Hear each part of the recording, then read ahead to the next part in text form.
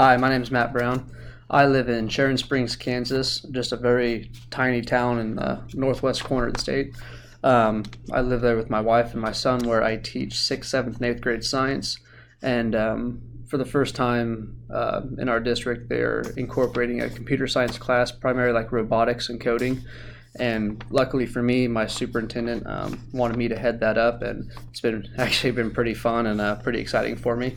Uh, I've never been able to teach anything or be exposed to anything like that, so it's a huge learning curve to me as well. But it's fun just to be able to learn with the kids as we go, and I'm getting better at the same time they are. It's kind of fun to watch.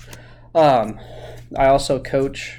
I'm the head junior high football coach, and I also am the head track coach. So I always feel like it's pretty important to invest in my students, show that I care, and I just want to do everything I can to help them out in every aspect of their lives.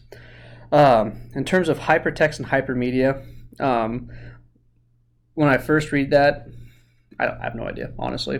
When I break it down, I'm a father and a junior high teacher, so I really understand the word hyper. Media, what I've learned from in prior classes, media would be like your video, your audio, text, pictures, anything like that that you put into a presentation, for example. That would be your media. So I'd assume like hypertext, hypermedia, like hyperlinks, getting from one place to another as quick as you can. That'd be my guess about maybe the gist. Maybe I'm completely wrong. I don't know. But that's probably my best guess of what it is. I'm sure I'll have a much better understanding of that as we go along. I look forward to taking this class with you guys and actually learning what hypertext and hypermedia means. So good luck to you, and I'm sure we'll be checking in on each other quite a bit.